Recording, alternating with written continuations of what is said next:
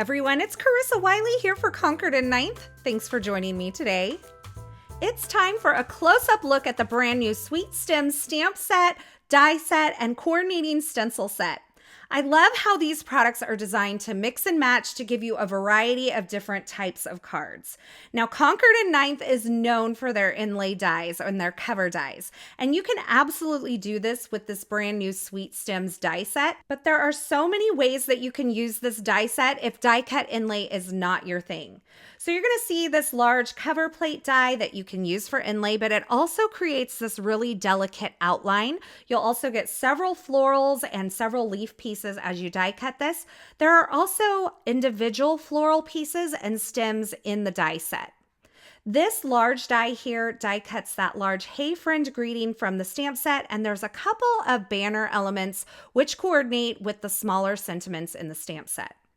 The Sweet Stems stencil pack is a 4-pack of stencils. These are all numbered and have registration marks for easy lining up. Stencil number 1 adds color to the background. Stencil number 2 is your leaf layer. Stencil number 3 is the first floral layer, and stencil number 4 is a detail floral layer. So all of these combine to give you a beautiful background. Last but not least, the Sweet Stems stamp set includes this beautiful Hey Friend greeting along with several smaller greetings that can be combined with the banner dies from the die set. And of course, you have that large greeting die which will die cut the Hey Friend in the die set as well. When you die cut the large Sweet Stems die, you will get this beautiful kind of outline pattern that you can use on its own. I think it creates a great graphic element that you can layer on top of a card. And of course, it die cuts all those background pieces and florals that you can inlay as well. You can also use the individual floral, stems, and leaves to create little elements to add to your card. I wanted to take a moment to show you how to use this Sweet Stems 4-step stencil set. So I have an A2 size card front here that measures 4 1/4 by 5.5 inches, and I'm lining it up using the registration marks in the corner of stencil number 1. I'll flip this over and add some repositionable adhesive to the back of my card front that will help keep those stencils in place as I'm working. And I'm just lining up the corner of my card front with those registration marks in the corner of the stencil set. For stencil number 1, which colors the background of this card front, I'm using Tide Pool ink, and I'm just blending over the entire surface. I'm not doing a lot of fancy ink blending here because I think ink blending on its own creates a beautiful look. But you can absolutely take your time and add various levels of shading with each ink color, or use a couple of different ink colors on each layer.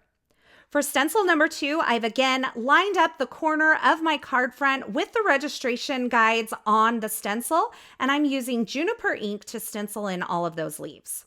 For stencil number 3, again, lining the registration marks up with the corner of my cardstock and holding that in place with the tape as I blend over the area using Nectar ink.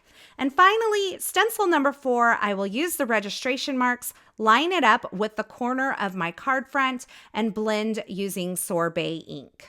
Now, when I remove this stencil, you're going to see a card front that I could absolutely use on its own. There are no white spaces in this, so you can use the stencil set on its own. But look what happens when I add the outline from that cover plate over the top of the stenciling. It creates such a beautiful effect. And that's exactly what I've done for card number 1 in my projects here. So I've stenciled my background here, and you can see I've used various colors of ink. And then I've added that white outline that I've die cut from the Sweet Stems die set. I've also stamped an ombre greeting, that Hey Friend greeting, onto white cardstock using Tide Pool and Blueberry inks. I've added some detail stamping in the center of my florals, and I used the individual floral piece from the die set to create a popped up element alongside that sentiment. This is a beautiful example using the stencil and the die set together. But if you just want to create a die cut inlay card, you can do that with this die set as well. I've die cut that Sweet Stems cover plate die from white, honeycomb, sorbet, nectar, and Tide Pool cardstock, and then I've pieced all of those elements into that outline background. I've also combined it with the Hello Greetings from the Kitchen Classics, as well as the Hello and Thanks die sets.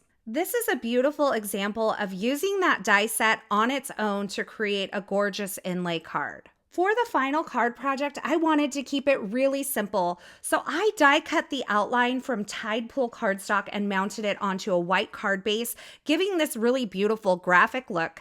And then I've stamped various sentiments from the stamp set onto the banners created with that die set in a tone-on-tone pattern and centered them up in the center of the card for a clean and simple look.